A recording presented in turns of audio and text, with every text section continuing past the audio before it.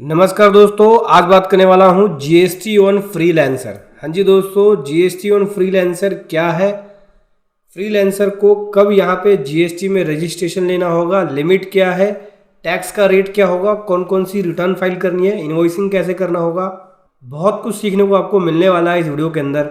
चलिए समझेंगे step by step. उससे पहले बताना चाहूँगा, जो भी भाई बंधु मेरे चैनल पे पहली बार है, इस वीडियो को पहली बार देख रहे हैं, जिन्होंने अभी तक सब्सक्राइब नहीं किया, सब्सक्राइब कर लीजिए, साथ ही साथ बेल आइकन पे भी क्लिक कर लीजिए ताकि इस तरह का कंटेंट आपको मिलता रहे।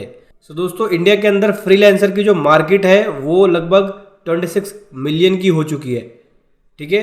और ये थर्ड रैंक है इंडिया के अंदर, जिसमें बहुत सारे सेक्टर है जैसे IT, programming, finance, sale, marketing, designing, animation, videography, content या एकेडमिक राइटिंग। अब ऐसे में जो लोग फ्रीलांसर की सर्विस देते हैं या फ्रीलांसर की वर्किंग करते हैं, तो क्या उनको यहाँ पे जीएसटी के कंप्लायंसेस को कंप्लीट करना होगा, क्या उनको जीएसटी में रजिस्ट्रेशन लेना होगा, जीएसटी पे करना होगा, इनवॉइसिंग करनी होगी, लिमिट क्या है, सब कुछ समझेंगे।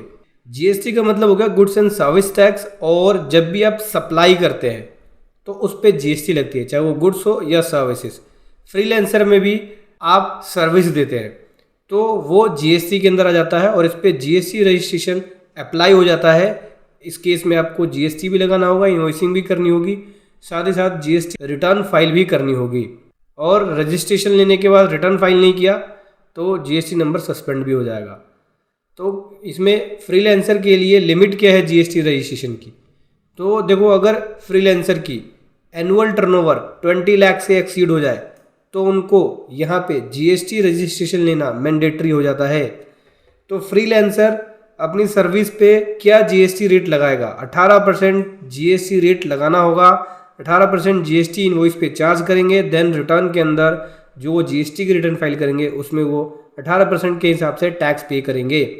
तो यहाँ पे सप्लाई की वैल्यू को कैसे डिटरमाइन किया जाएगा, देखो, जो फ्रीलांसर यहाँ पे सर्विसेज एंड गुड्स दोनों देते हैं, ठीक है, उनकी जो सर्विस है या उनका जो चार्ज है उसके अंदर गुड्स एंड सर्विसेज दोनों इंक्लूड है, उनके अंदर उनके सभी एक्सपेंसेस इंक्लूड है, जैसे मटेरियल, लेबर, ओवरहेड कॉस्ट। तो जो भी वो इनवॉइस पे चार्ज करेंगे अमाउंट, उस पर उनको जीएसटी चार्ज करना होगा, ठीक है। इनके लिए जो रेट है जीएसटी का वो 18% है।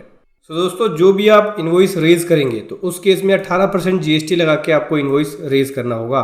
तो फ्रीलांसर के लिए रूल क्या है, देखो, फ्रीलांसर के लिए जीएसटी में रूल ये है कि जब भी आपकी टर्नओवर क्रॉस हो जाती है 20 लाख रुपए साल की, तो उस केस में जीएसटी रजिस्ट्रेशन मैंडेटरी हो जाता है, आपको जीएसटी रजिस्ट्रेशन लेना होगा, ठीक है। और बिल पे जीएसटी चार्ज करेंगे, देन रिटर्न वगैरह सब फाइल करेंगे। इनपुट एज क्रेडिट मिलेगा जीएसटी फ्रीलांसर को, हाँ जी, इनपुट एज क्रेडिट मिलेगा। जो भी आपके एक्सपेंसेस होते हैं, परचेज होती है, उस पर जो भी आप जीएसटी पे करते हो उसका इनपुट मिल जाएगा, और आप अपने इनपुट को आउटपुट टैक्स लायबिलिटी से एडजस्ट कर सकते हो। इसमें आपको कौन कौन से डॉक्यूमेंट मेंटेन करने होते हैं, इसमें सभी आपको डॉक्यूमेंट मेंटेन करने होती है, purchase book, bank book, sale register, cash book, purchase के बिल, सेल के बिल, एक्सपेंसेस के vouchers, input as credit register, stock, सारी चीज़ें आपको मेंटेन करनी होती है।